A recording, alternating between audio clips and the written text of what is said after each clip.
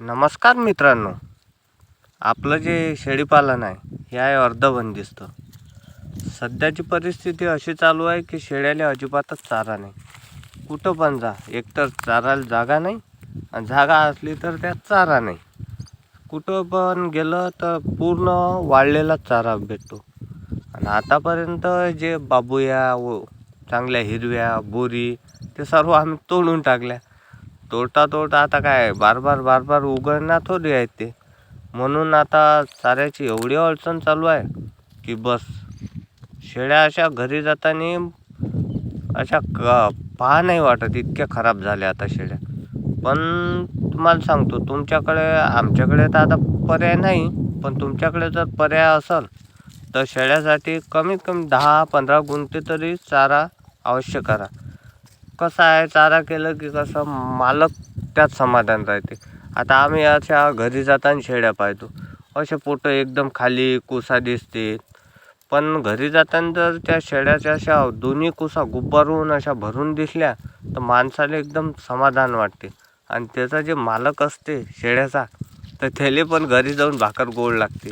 जर त्यांना नाही तर काय होते की घरी गेला की अशी चिडचिड म्हणत राहते. कारण की शेळ्याचं पोट नाही भरत तर मालकाचं समाधान होत नाही. शेळ्या अशा म्या म्या भ्या भ्या करत राहते मालक दिसला की, कारण की पोट भरत नाही. पण आपण काय करावं, आता पर्याय नाही आपल्याकडे. म्हणून आपण ते आता कशा तरी फिरवून चालू आहे. पण आता शेळ्या आम्हाला कमीच करायच्या आहे, कारण की चारा भेटू नाही लागला. कमीत कमी आता 3 महिने झाले. 3 महिन्यापासून तर आतापर्यंत इतकी अडचण चालू आहे की लस. आता पुन्हा 1 महिना आणखी अडचण आहे चाऱ्याची.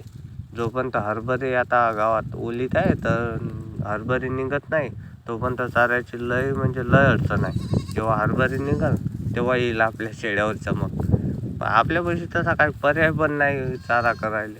तुमच्याकडे जर चाऱ्याचा काही पर्याय असेल तर आवश्यक चारा करा, कारण की शेळ्या उपाशी ठेवून काही फायदा नाही. शेळ्याने निव्वळ वागून त्यात काही मतलब नाही, पण शेळ्याचं पोट भरलं तेव्हाच माणसाला समाधान भेटते. नाही तर काही नाही, आपण सट खायचं आणि शेळ्याला उपास ठेवायचं, यात काही अर्थ नाही. पण आता आमच्याकडे पर्यायच नाही त्या गोष्टीला, तर आम्ही काय करू. पर्याय जर असता तर आम्ही पण 15-20 गुंठे अर्धा एकर चारा केला असता शेळ्याला. पण काय करू आता, त्याला शेतीच नाही घरी, तर मग त्या चाऱ्याचा काही विषयच नाही. आपल्या अशाच फिरवायच्या, कधी चारा भेटते कधी नाही भेटत.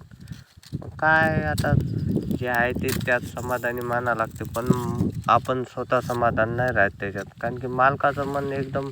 आपल्या घरचं कोणं जर जेवलं नाही एखादं तर खरंच त्याच्या मालकाला गमते का घरच्या? नाही ना. तसं शेळ्याचं आहे, त्याचं जर पोट रिकामं असलं तर अजिबात गमत नाही. आपलं